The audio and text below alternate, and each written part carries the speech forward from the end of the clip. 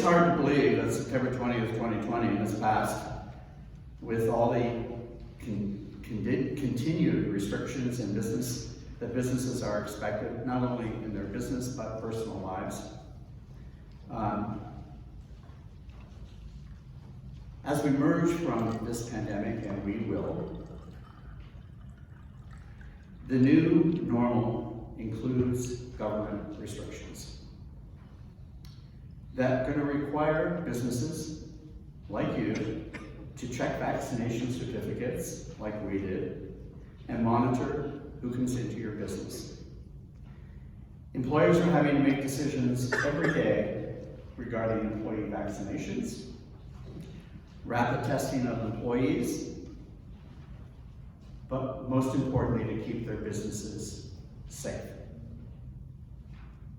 Today, I'm really excited and pleased that we're going to have Aurora Williams, who's the founder of Williams HR Law, to talk a little bit about this topic.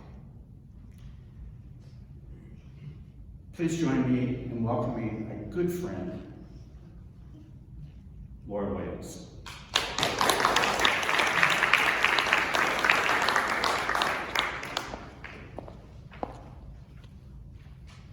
They told me we had to wear these when we traveled to the table.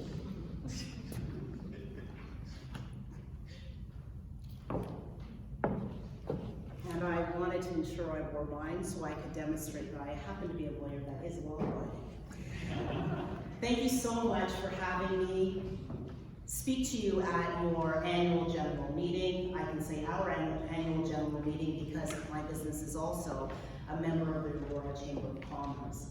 And it is such an important theme that you invited me to talk to you about tonight, that I would consider to be the most challenging issue that workplaces have faced, certainly since I can remember. And I like to pass myself off as a redhead, but I'm actually a silver fox. So it's been the most challenging issue. And you know, I also thank you for giving me 15 minutes to do so. But one of the things that I thought would be really good for us to cover in the time that I have with you tonight is to not necessarily go through all of the technicalities, because there are a lot of technicalities to cover when you're dealing with issues as it relates to whether or not to institute a vaccination policy in the workplace. But what I want to give you some insight into, given that we deal in our firm with hundreds and hundreds of employers day in and day out, and have done so since the onset of the pandemic, are some of the more challenging issues and the nuanced issues that employers aren't necessarily keeping top of mind as they deal with this issue, because they're so caught up in whether or not to institute a policy, the contents of the policy, and those kinds of things, which I will discuss in some short strokes this evening. But what I do want to turn your attention to, and what's profoundly impacting workplaces right now, are the conduct issues. The escalations that are happening, the polarizing, well, this is a very polarizing topic naturally in the workplace, but there's a lot of conflict that's escalating around employers, first of all, in some cases, overstretching in mandating vaccination in the workplace, because it's not the case that every workplace has to institute mandatory vaccination. There are many that have to, not because necessarily that the work that they perform internally is high-risk work, but because of the customers and clients that they're required to work with and the rules that they impose, they're required to institute vaccination requirements within the workplace. So that becomes challenging. But one of the things that I do want us to focus on, and I'm going to focus on it by telling you a little bit of a story, is what's happening from a conduct perspective. Then I'm going to leave you with some best practices. So our firm provides advice and representation to employers across sectors and industries. And one of the core service areas is we provide investigation services as well as organizational reviews. You can imagine in the climate that we're in right now, where our workplaces and individuals, we've all been sucker punched by the impacts of the pandemic, the mental health crisis that we're in, where we've only seen the tip of the iceberg, the escalations that are occurring in workplaces because of, well, just the realities that we've all had to confront, and that we are thinking about increasingly as it relates to social justice, which also impacts the workplace, and now get vaccinations. There are so many organizations right now that are having to conduct investigations or are saying, we'll proactively come in, pop the hood, take a look at our processes, take a look at our systems. So in the context of an investigation, investigation services that we're rendering, we were asked to deal with a professional services firm. They have hundreds of employees, and essentially the most senior partner had an incident where he had asked for help desk assistance. So IT help desk assistance. He is technologically challenged, and in this day, as we know, we have to have acumen around technology, and so he's constantly having the help desk employees frequent his office. So in this particular workplace, they've been pretty much a third of the professionals, and some of the other staff have continued to work in the workplace. The others are operating virtually, and so he asked the help desk to assist him with an issue, and they sent up a new employee who had just been in her role for 3 weeks. Now, he had dealt with the other employees from IT numerous occasions, like frequently, but this was a new employee to him, and when she came to the door, he stopped her and he said, "Are you doubly vaxxed?" She put 2 fingers up, and she said, "No, I'm not." And so he proceeded to berate her, berate her was her words in fairness, about the fact that she should be, there's no excuse, they now have pop-ups, you don't need to have an appointment. And she said, "Okay, thank you, duly noted." And she proceeded to work on his technology. Well, he left the office, got on his cell phone, and started to get in this very loud rant that people were hearing. And she could hear a bit of a commotion out in the hallway. When she finished with his technology, she went to look for him, found him in the hallway, and could overhear him cursing, essentially saying that he's panicking for his safety. How dare HR, or speaking to HR, but how dare HR allow unvaccinated people within the workplace? I thought we had a policy. Long story short, she overheard this, and he turned and saw she was there, and he told her to bleeping get out of the office. And as she was leaving, he then said to her, "Get back in here, show me everything you've touched, because I know how to get it sanitized."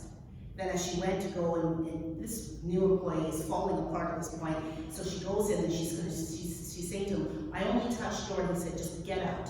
So he was having a meltdown out of fear for his health and safety, frankly, which this sounds like an extreme example, but a lot of people are acting out in this manner. But naturally, what did that escalate to? A harassment complaint within the workplace. And because this woman happens to be racialized and the other employees within the IT department are not, she's also attributing it to discriminatory motivations. So they're now in this very significant situation where you're dealing with one of the most senior leaders facing harassment complaint within the workplace. But I give that just to give you a sense of the types of incidents, the type of friction and tension that the vaccination issue is causing in the workplace. And so, and to also, in knowing that my time is tight, to just ensure that when you're instituting, if you are instituting within your workplaces vaccination policies, that you need to also focus on ensuring that conduct expectations around asking individuals if they're vaccinated, making any type of jokes, shunning individuals or isolating them because of their vaccination status, that is treated with a zero tolerance approach within the workplace as part of your policy. But with respect to the burning question that a lot of employers have right now, which is to implement vaccination policies or not to implement vaccination policies, I want to just clarify for you a lot of misconceptions that are out there with respect to whether to and how to implement vaccination requirements and rules within the workplace. So first of all, because we're seeing a lot of government directives around mandatory vaccination disclosure, or the requirement to implement policies rather. I shouldn't have had that glass of wine, friend. Implement mandatory vaccination policies in certain settings. There is a lot of confusion as to whether or not there's requirements to require employees to be vaccinated. So first of all, just to dispense of that, generally speaking, there's no requirement. What requirement do organizations have? What are the obligations of employers? To ensure a safe workplace, to take every precaution reasonable to ensure the workplace is safe. There are certain types of work that are in high-risk settings, and there are certain environments, educational environments, where yes, there are mandatory vaccination requirements. But within your respective workplaces, where you need to start is to assess whether or not health and safety considerations to prevent the transmission of the virus and variants within your environment require you to require others, be it your employees, volunteers, contractors, to be vaccinated, to perform the work within your space. So that consideration is something that you have to bear in mind. The other thing is, it behooves employers right now to get information as to who within their spaces are vaccinated, right? So there's some guidance from the government with respect to mandatory disclosure around vaccination status. So determining who's vaccinated, fully vaccinated, also determining if they're not vaccinated, if they've got a medically sanctioned reason as to why they're not vaccinated, and whether or not they have viewed a educational video, in most cases how it's being accessed, which educates on vaccination. And it does behoove employers to ensure that they find out the level of vaccination in terms of employees that have been fully vaccinated within their workplaces, because you need to address your health and safety considerations accordingly. Right? There are some workplaces that we've dealt with that have boasted, they're smaller environments that they know they have 100% vaccination within their employee base, but then there are others that are challenged right now, and they don't know how to institute, in large measure, it's return to work protocols to ensure safety within the workplace. One of the key things you want to bear in mind, though, when you are getting disclosure of vaccination status, is you may not get the real deal from employees, because a lot of employees are reluctant to provide, they may resist that, right? Or they may give you information that isn't entirely accurate, because they are reluctant to provide this information on a voluntary basis to the employer. So what we've been recommending increasingly is you may wish to avail yourself of third parties. There are all these different agencies that will facilitate getting the information, the data, collected for you so that you can get this health and safety information. So with respect to making the assessment as to who should be vaccinated, who may not need to be vaccinated, you should also look at the roles in the work that's being performed. I was asked to consult with it's a global consulting firm that they've got thousands of employees and thousands in Canada as well. And they essentially were saying that they wanted to institute vaccination as a condition of employment. So for existing employees, you have to be vaccinated, and for any new hires, you have to be vaccinated on a mandatory basis. Now, from a risk perspective, there are risks when you're dealing with and requiring existing employees to be vaccinated, because a lot of employees are challenging this requirement, saying that now you're unilaterally changing the terms and conditions of my employment, so they're claiming constructive dismissal. But apart from that risk, one of the things that a lot of employers need to bear in mind, and this helps to mitigate the risk, is that you have to really look at the work that's being performed. So with this company, one of the things that I pushed back, and I said, listen, I've dealt with them for years, so I said, you've got a segment of the workforce that has never darkened your door. They're not required to come into the workplace to perform their work. They have been working virtually pretty much for all time. Then you have those that need to travel and get on planes and trains, and they do inter-provincial travel. And then you have those that are in the workplace all the time. So you're going to undermine the veracity of your policy if you require those that will never darken the door of the workplace to be vaccinated on a mandatory basis. Because why are you imposing that requirement? It's no way, there's no real health and safety, or at least work-connected health and safety reason for that. So, this is all to underscore one of the key best practices that you should have in mind if you are considering how to implement and enforce vaccination policies within your workplace, is that you have to look at the nature of the work performed, and fundamentally and foundationally, you have to have a strong and solid why, right? You have to really articulate why we're requiring you, apart from the global kind of, I don't want to say motherhood to dismiss it, but the general rationale, which is we have to provide for the health and safety of each other, of our community, of our constituents, of our co-workers, etc. No, you have to make sure that you create that rationale for employees so that they'll buy in and adopt the reason for vaccination. And part of the reason why the why is so important, I know I've just been given a 1-minute warning, but part of the reason why the why is so important is because, as we examine kind of our journey through the pandemic, I would resonate with a number of you. It's almost like we've been going through stages of grief. We started out and with kind of this doubt and unbelief, as we had to kind of pull up stakes in many cases and send employees home to work virtually. And we've gone through a number of different phases and stages to the one where we're in now, which I've dubbed flight or fight. So we have a labor shortage. You've heard the term probably, the Great Resignation boom.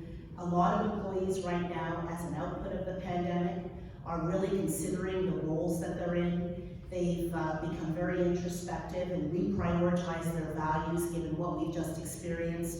They want to be in environments where that align with their values, where they feel valued, where they derive meaning from the work that they're performing. And they're checking out of workplaces and in employment experiences where they're not getting that fulfillment. And then the fight is the challenges that we're seeing right now, the escalations that relate to, employers having to, and our lawmakers having to balance health and safety with human rights, with privacy, with civil liberties. We've never seen a time like this. So if I can leave you with nothing else in the time that we're in, it's to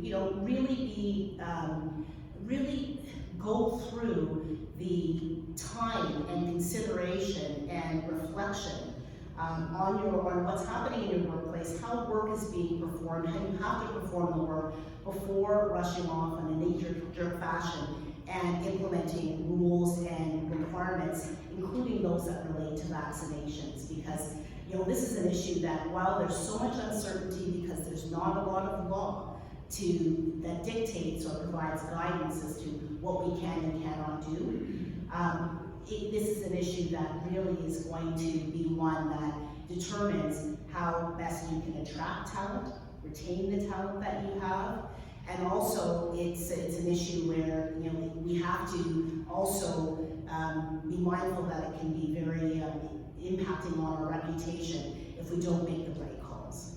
So that's vaccinations, and not technically in the time that I have. And I just really want to thank you again for inviting me to share my thoughts and perspectives on this really challenging topic.